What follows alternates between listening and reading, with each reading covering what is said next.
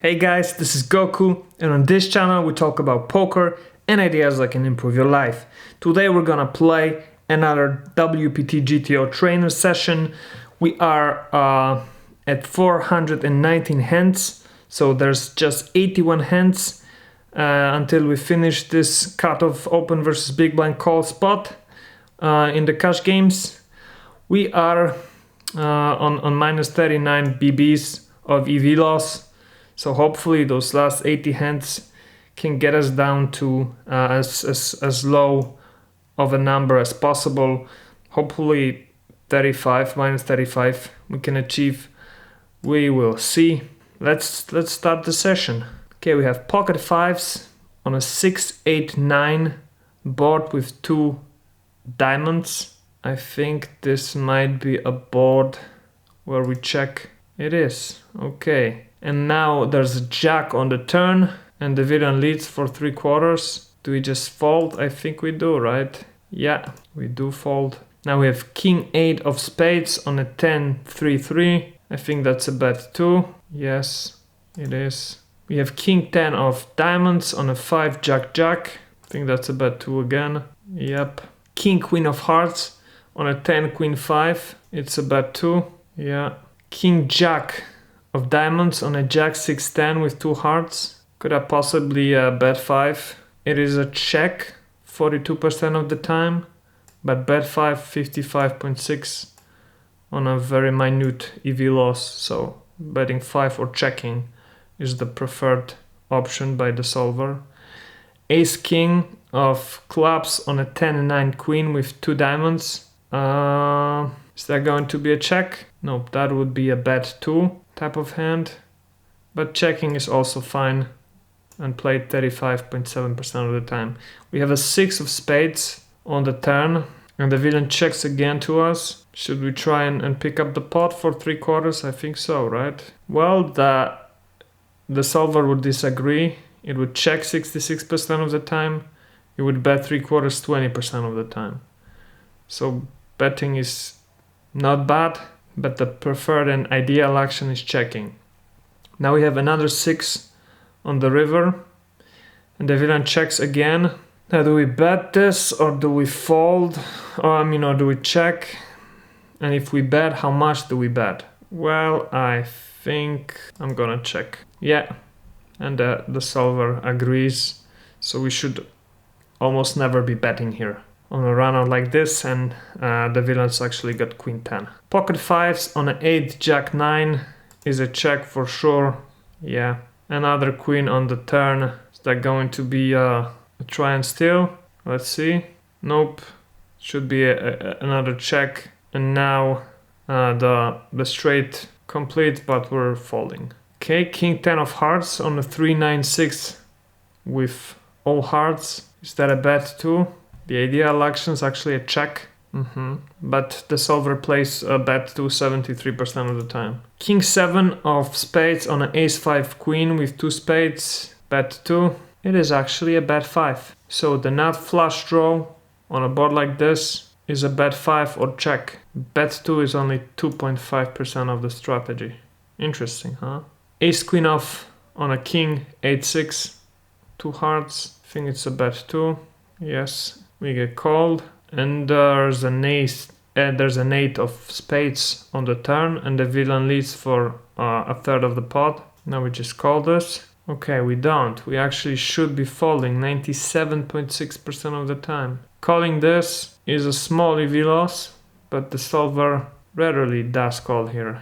It's interesting, right? That he wouldn't call a third pot bet on such a blank on the turn. Now we catch our ace on the river and we're surely calling now, but I guess we're not gonna know how the solver would play because we will not have the tree for that, or will we? It's lagging, and it should not be lagging, so I don't know why it is lagging. Oh man, what? Well, we can look at our 10 hand session. Had a really nice EV loss, just minus 6.8, but yeah, we had there was some issue with the GTO trainer, so let's see if it's not the spot that we wanted to play. I want to play this one. Okay, let's continue. With king jack off on a 4-9-8 and villain leads to us. Is that maybe a raise kind of spot? Well, it's a call. It was a call, but raising was actually a pretty high frequency play. That's a check. It's a bet 5 actually, but check has a 0 EV loss. But surprisingly, the solver plays just a little under 13% of the time. Now there's a 5 of hearts on the turn and the villain leads to us. We're folding. Ace queen off on a jack 5 with 2 hearts is a bet 2. We get called. Ace on the turn. We're gonna bet 7 now and we should check. Well, 3 of clubs on the river.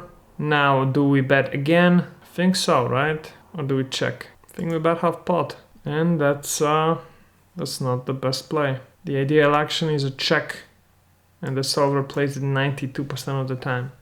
It is interesting that the solver always senses the trap on boards like that. Pocket aces on queen 9-8 I think is a bet 5. It's a bet 2. Bet 5 only played 7.5% of the time. Pocket sixes on 8-9-3 is going to be a bet 2. It's not, it should be a bet 5. We have an ace on the turn. Do we continue betting or do we check? I think the ace is a card that we could for sure bet at, but maybe not with pocket sixes. Yeah, it checks the ideal play. And on the turn there's a 10 of clubs. And I think we're gonna check this down. And we lose to a 7-8. But the solver agrees with the line we took. We have 8 jack of spades on an ace 9 king with 2 hearts. And we bet 2. It's a bet 5, huh? How is that a bet 5 84% of the time? Now there's a 10 of clubs on the turn. And I think it makes sense to bet 3/4. Yeah, the solver agrees. But the villain raises, check raises to 21. So 3x. Do we call? Do we fold? I think it's fine to fold this, but I'm gonna call. Yeah, actually folding is the ideal action, but calling is the more frequent play. 4 of hearts on the river. The villain bets, we obviously have to fold. Pocket fours on a king 10-3 is going to be a bet 2. It should be a check. Okay. 10 of hearts on the turn. Now we check. And another king on the river. The villain bets 2.5. We're folding. Yeah. King queen off on an ace 4. Is that maybe a check? That's a bet 2 98% of the time. Okay. King on the turn. The villain bets 2. We're calling. Now the villain checks on a jack of diamonds. And we're going to try and extract some value. But instead, we should be checking 40% of the time. And if we're betting, perhaps betting 3/4 is just a 20% frequency play. And I wonder if it's better to bet a third of the pot or to overbet it in this spot. But we'll never know. Ace 3 of clubs on a king deuce. That's a bet 2. Yeah. Ace queen off on a king 6-6. It's again bet 2. Yeah. 10-8 of hearts on a jack 8 king. Could that possibly a bet 5? It's a check or bet 5. But check is the preferred option. Now we have a 3 of clubs on the turn. And I'm going to check behind. The solver will do so as well. And on a 4 of diamonds, we're going to check. And we lose to a better 8. Oh well. Pocket jacks on an ace 6-3. Rainbow. We bet 2. Better option would be to check. 7-6 of spades on a king 8-10. Is that a bet 5? Yeah, we got one. 5-4 of spades on an ace king queen. Is that a check? It's a bet 5 or check. Now the villain leads for 2 big blinds on a 3 of clubs and we're going to call this. Yeah, we've missed on an 8 of diamonds and the hero overbets, the villain overbets, we are falling. Ace 9 of clubs on a deuce queen queen is going to be a bet 2. King jack of hearts on a 10-5-10 It's going to be a bet 2 as well. And we get check raised to 8.5. I don't know, is that a fold or a call? I would feel comfortable folding here, but I would also like to call. I'm gonna call. Yeah, we should be calling 98% of the time. 6 of spades on the turn. The villain checks, we are going to check behind. And the villain would actually, I mean the solver would actually prefer betting 8 a third of the time, which is interesting. 9 of hearts on the river. Now can we take this by betting? Probably not. So I'm gonna give up on the pot. Shoot! That is going to hurt a lot. So we should indeed be betting 3/4 here with our hand. Yeah. And checking behind is a very, very, very bad play. So there's that. Pocket kings on a 3-10 deuce. We're gonna bet 5. Should be betting 2. But it's good that we bet 5. We get check raised. We're going to call. And on a 6 of hearts, we are going to bet 3/4. And we should actually be betting a third of the pot. King queen off on an ace queen 8 is bet 2. It's a bet 5. Really interesting. 7 of spades on the turn. We're gonna check. And deuce of hearts on the river. And we're gonna check behind.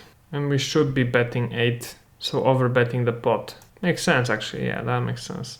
King queen of spades on a 7-4-9 rainbow is a bet 2. It's a bet 5. And now we have an 8 of hearts. We're gonna check. We should be betting 7. And now the villain bet 7 and we're folding. Ace 8 of spades on a 6-7 queen with 2 hearts. That's the bet 2. We get called. 7 of spades on the turn. We're gonna overbet. The solver likes this play as well. We get called. And we hit our ace on the river. And we are going to overbet again. And that's again not a good option. We should really check behind 99% of the time. Overbetting is a 2 BB EV loss. But we got called by 9-6, by queen 6 off, I'm being suited and won the pot. So there's that. Alright, well, I don't know really how many hands we've played, so I'm gonna play a little bit more. Maybe let's play this hand for the last one, and then we'll see how many hands we've got in total. Ace jack off on an ace queen 7. That's a bet 5. It is. I mean, this hand, this pot is really an example that this playing this GTO trainer really helped me improve my game, at least in this particular spot, because previously I would not approach this as a bet 5 type of spot for sure. I would be just betting 2 here. But now I'm able to recognize that, you know, a board like ace queen 7, when we hold ace jack off, is an overbet. So that's great, and I'm very happy about that. So 6 of spades on the turn. We are going to bet 3/4, and the GTO trainer disagrees. He would just play check as an ideal action, just 18% of the time. He would play 3/4 of the pot just 1.5% of the time, so 80% of the time he's either overbetting or betting a third of the pot. So I assume he's betting a third more often, but no way to know. Alright, let's exit the session. We have played 21 hands. Okay, well, this would have been a pretty good session had it not been for this very bad check behind spot on the river, where we lost a gigantic amount of 5.2 BBs, and also this ace 8 spot where on the river we overbet the pot, and we should really be checking behind here. So unfortunately not a great session, this one, but all together this session I think was not that bad, because we played 31 hands, and the combined EV of this hopefully would be something like 35. But yeah, our EV didn't really improve that much. We're still at minus 39. Let me see if, yeah, the exact number is minus 38.7 and we've got 50 hands left to play. So hopefully, if we don't make mistakes as big as this session, we can get it down to minus 35 by those next 2 sessions. Well, thank you so much for watching. If you enjoyed watching this video, please leave a comment below, like this video and subscribe to this channel if you want to see more videos like this in the future. This GTO trainer series is the series where we play various different GTO spots. We've only been playing this cash game one so far, but only 2 more sessions of this, then I think we're gonna switch to this MTT spot, or maybe some of those spots, but for sure the next one we're gonna do an MTT spot. So if you like this kind of videos, feel free to subscribe and share your thoughts in the comments. I'd really appreciate that. Thank you so much for watching, and also if you'd like to check out this GTO trainer, you can find a link in the description below. So I'll see you guys in the next one. Bye.